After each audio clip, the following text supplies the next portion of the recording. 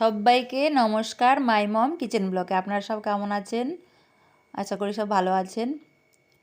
তো আমি আজকে নিয়ে এসেছি কাঁকড়ার তরকারি। তো এখানে বসিয়ে দিয়েছি কড়াই। কাঁকড়াটা পরিষ্কার করে ধুয়ে নিয়েছি কেটে কুটে, দিয়ে এর মধ্যে নুন হলুদ মাখিয়ে নিচ্ছি।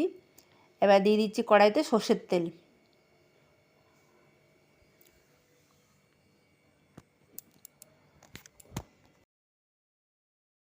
তেলটা গরম হয়ে গেছে, এবার নুন হলুদ মাখানো কাঁকড়াটা তেলের মধ্যে ভেজে নেব।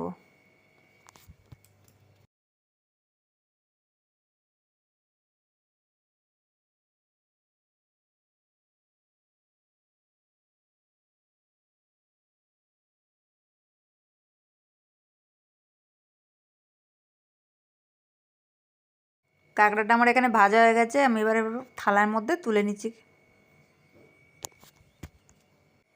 ওই তেলের মধ্যে এবার দিয়ে দিচ্ছি সাদা জিরে, তেজপাতা, শুকনো লঙ্কা ফোড়ন। এবার এখানে দিয়ে দিলাম কেটে রাখা পেঁয়াজটা, দিয়ে পেঁয়াজটা এবার একটু ভেজে নেব।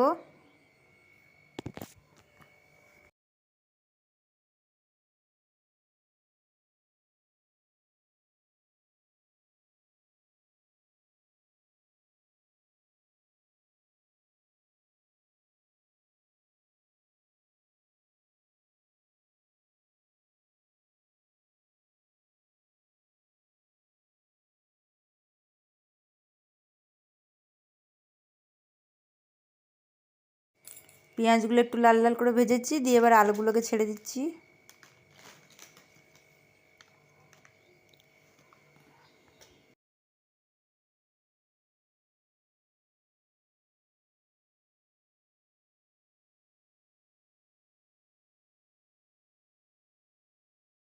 আলুটা ভেজে নিয়েছি লাল লাল করে, এবার দিয়ে দেবো কেটে রাখা টমেটোটা। এবার একটু নাড়াচাড়া দিয়ে নেব।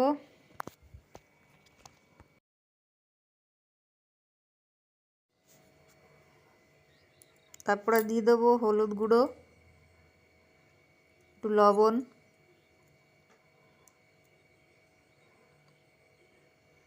লঙ্কার গুঁড়ো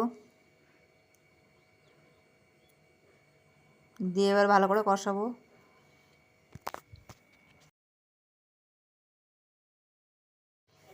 তো এখানে একটা পেস্ট বানিয়ে নিয়েছিলাম আমি, এটার মধ্যে রয়েছে আদা রসুন আর গোটা জিরে গোটা ধনে পেস্ট করে রেখেছিলাম, সেটাকে দিয়ে দিচ্ছি, দিয়ে ভালো করে এবার কষাবো মশলাটাকে।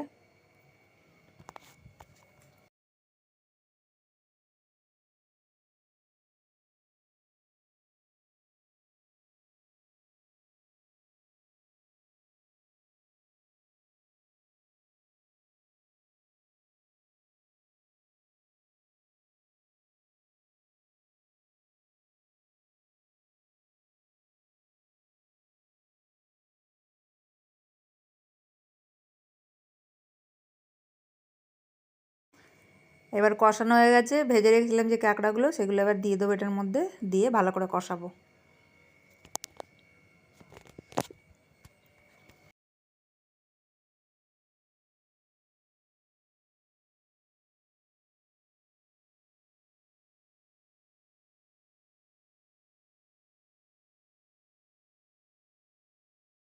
ভালো করে কষিয়ে নিয়েছি, এবারে দিয়ে দেবো জল।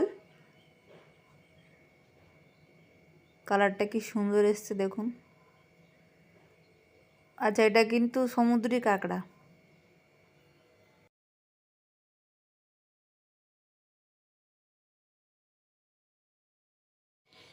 আলুগুলো সেদ্ধ হয়ে গেছে, এবার দিয়ে দেবো কেটে রাখা ধনেপাতাটা।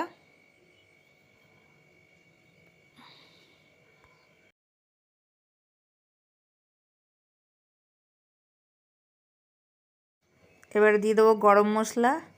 আচ্ছা, ওখানে কাটা দুটো পেঁয়াজের টুকরো পড়ে গেছে, কিছু মনে করবেন না, ধনেপাতার সাথে ছিল বলে ওটা পড়ে গেছে। তরকারিটা হয়ে গেছে, এবার নামিয়ে নেবো। তো আমার এই রেসিপিটা যদি আজকে ভালো লেগে থাকে তাহলে লাইক করবেন, শেয়ার করবেন, সাবস্ক্রাইব করবেন।